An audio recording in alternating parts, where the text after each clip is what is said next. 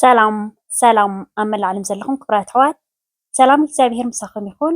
ናይ ሎማዓንቲ ብሓንሳብ ኬና ንሰርሖ እምበር ክትፈትውዎ ተስፋ እንዳገበርኩ ቅድሚ ናቕባለይ ግን እቶም ሓደሽኣ ዘለኹም ላይክ ሳብስክራይብ ኮመንት እንዳገበርኩም ነዚ መዓልታዊ ሒዘ ዝመፅእ ቪድዮታት ተኻፈልቲ ክትኮኑ ብክብሪ ዕድመኩም። እቶም ምሳይ ፀናሖም ከዓ ከም ቀደምኩም ምትብባዕኩም ኣይፈለኒ።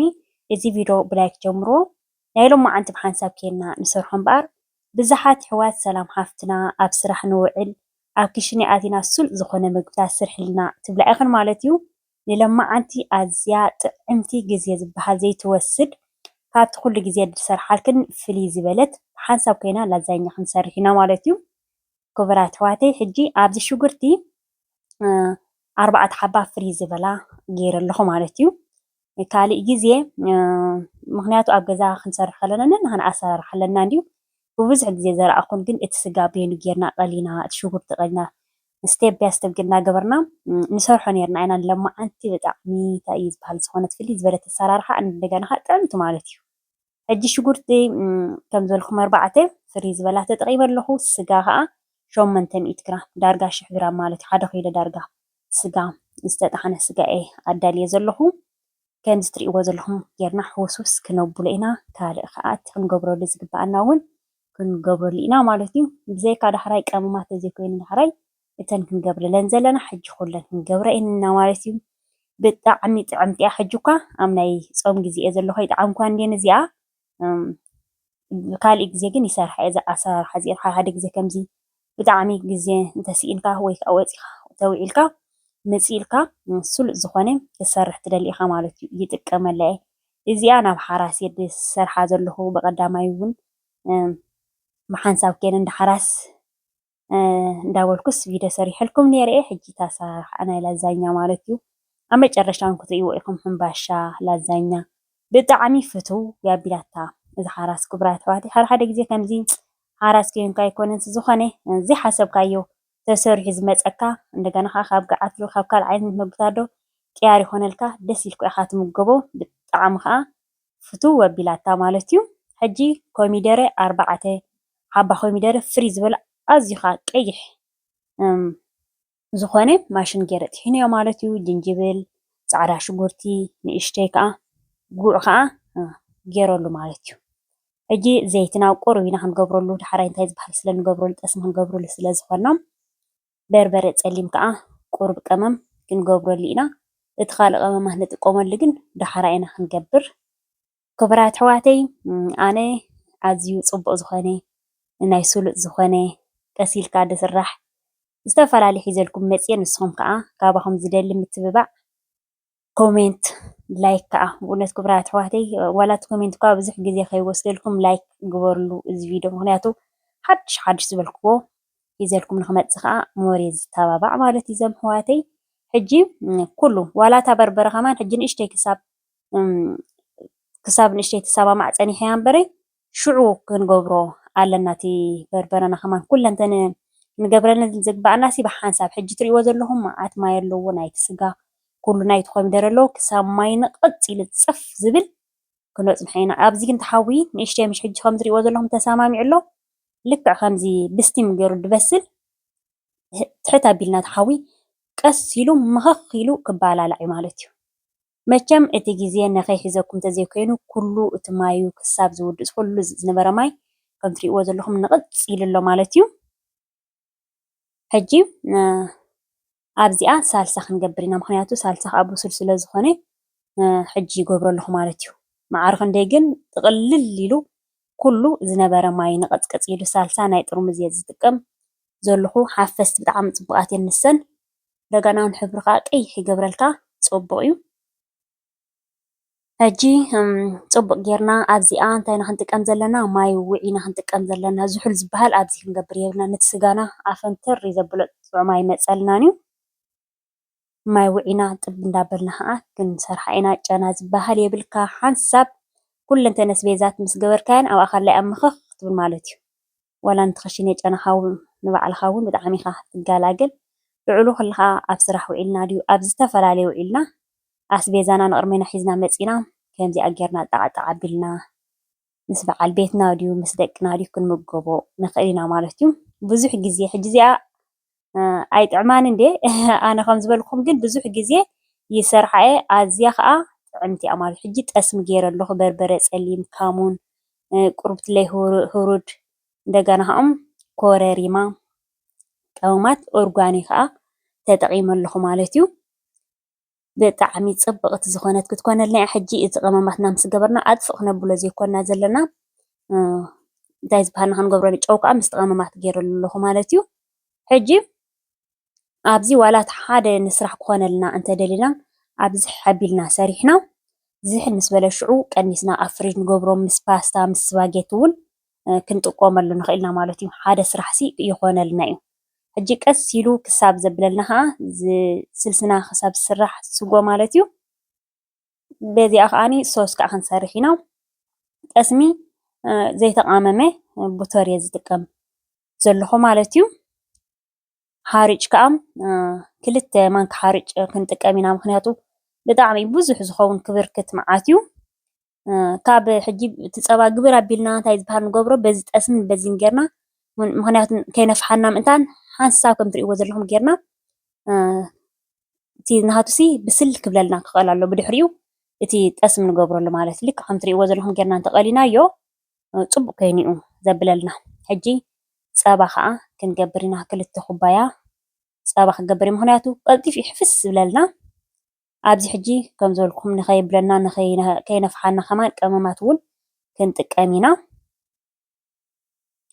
ፀባሲ 2 ኩባያ በዛ ዝረኣኹማ ብኣብ መልእቲ ትኸውን ንእሽተይ ከዓ ጨው ቀመም ከዓ በርበረ ፀሊም ቁሩብ እንደገና ከዓ ካዕካዕ ከዓ ክንገብር ኢና ፈውሲ ምንፋሕ ይጠቕመና ማለት እዩ። ካዕካዕ ከም ትሪእዎ ዘለኹም እዚ ተጠቒመ ኣለኹ በርበረ ፀሊም ከዓ እዚኣ ጌርና ሕጂ ኣብዚኣ ከነብስሎ ኢና ምክንያቱ መጀመርያ ከም ዝረኣኹሞ ብጠስሚ ጌርና ፅቡቅ ጌርና ቀሊናያ ስለ ዝፀናሕና ፀገም የብሉን እዩ።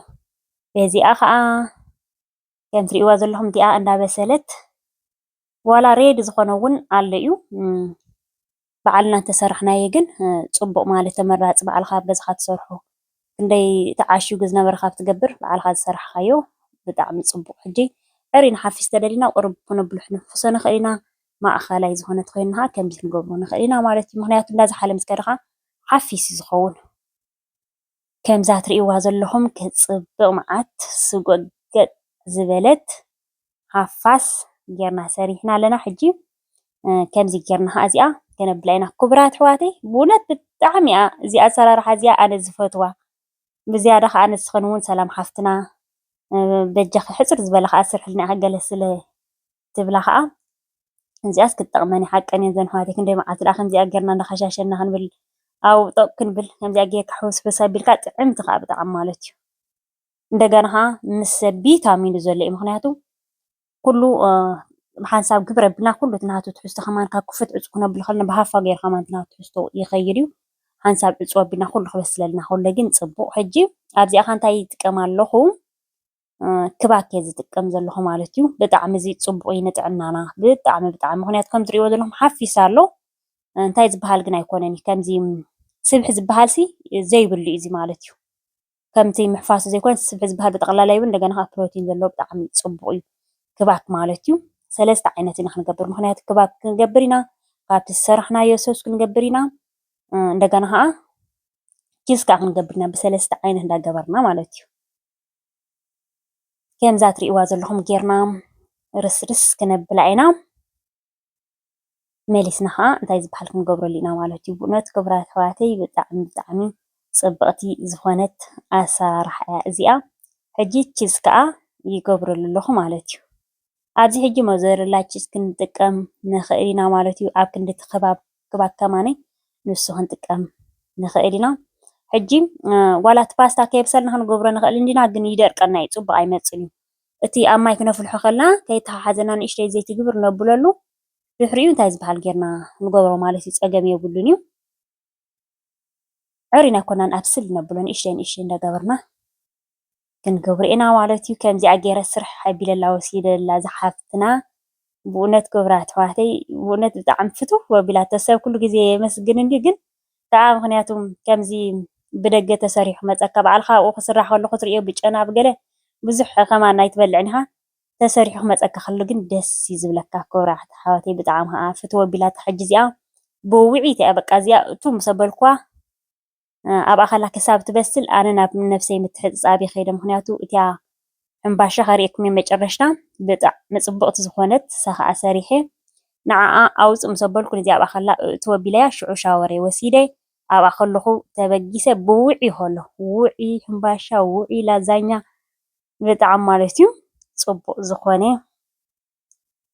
ጌርና ከዓ በፂሕና መፂና እግዚኣብሄር ኣምላኽ እተን ነፍሰ ፀራት ዘለኸን ኣሕዋትና እግዚኣብሄር ኣምላኽ ምሳኽን ይኹን ወላዲት ኣምላኽ ክንዲ ኩሉ ነገርክን ክንዲ ወላዲትክን ክንዲ ሓፍትክን ክንዲ ኩሉ ትኹንክን ብእውነት ኣብ ስደት ሕርሲ ጥንሲ ክብል ኢሉ እዩ ሕጂ ኣብዚኣ 200 ግራድ ወሊዕና ን40 ደቂቕ ፀኒሓ በሲላ ከም ትሪእዎ ዘለኹም ደረሰይ ተሓፃፂበ ገለ ኣነ ከዓ ክሳብ ንሳ ትበስል ማለት እዩ ውዒ ዘሎ ብታሕቲ ኮፍ መበል ሓፂን ገይሩ ኣለኹ ኣብኣ ከለኻ ዕሽግ ከቢላ ዕሽግ ኣቢልካ ኣብቲ ናይ መግቢ መትሓዚ ንሱ ከዓ ንባዕልኻ ኣየዝሕሎን እዩ ብጣዕሚ ከምዚ ናይ ሎሚን ናይ ግስጢር ዓይነት ስለዝኾነ ናይ መግቢ ዝተዳለወ እቲ መትሓዚ ፅቡቅ እዩ ማለት እዩ ከምዛ ትሪእዋ ዘለኹም ክትፅብቕ መዓት ብሓንሳብ ኬርና ሰሪሕና እያ ክቡራት ኣሕዋተይ ከምዚ ጌርና ስራሕ ኣቢልና ክንምገቦ ንኽእል ኢና እቲ ዝተረፈ ኣብ ፍሪጅ ግብር ኣቢልካ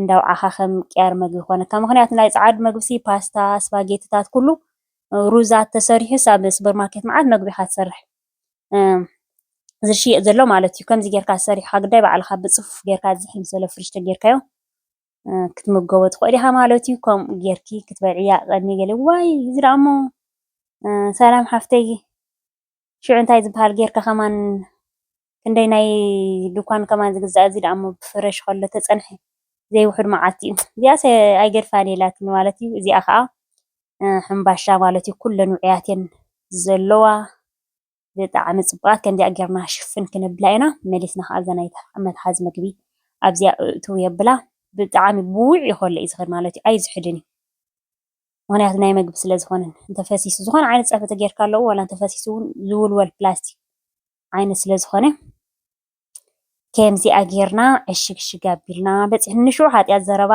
በቲ ኩሉ ነገር ውዒ በቲ ናይ ሕምባሻ ውዒ በቲ ናይ ታርሾ ንሽዑ ድኸም ትብሊካ ግን ከዓ ዝሰራሕካዮ ክፅብቀልካ ሰብ ክዓግበሉ ከሎ ምክንያቱ እቲ ሕልናኻ ዘፍቀደልካ ንሕልናኻ ምንባር ብጣዕሚ እዩ ፅቡቅ ከምዚ ሰብ ክፈትወለይ ደዚ ክገብረለይ ዘይኮነ ንስኻ ተዓግበሉ ማለት እዩ ክሰርሕ ከለካ ደስ ይብለካ ማለት እዩ ከምዚኣ ጌርና እንታይ ዝበሃልና ሽግሽግ ኣቢልና ከዓ ተበጊስና ማለት እዩ ብዝኾነ ክቡራት ኣሕዋተይ ንሎማዓንቲ ኣብዚ ከኣኽለኒ እዩ ጀሚረ ክሳብ ዝውድእ ተኸታተልኩምኒ ካብ ልቤ ዘመስግነኩም ክትኣት ከለኹም ላይክ እንተረሲዕኹም ኣብ ምውፃእኹም ላይክ ኣይትረስዑ ብካልእ ትሕዝቶ ክሳብ ዝምለሰኩም ሰላምን ጥዕናን ኣብ በቢ ዘለኹም ሞ ሰሰና እዩ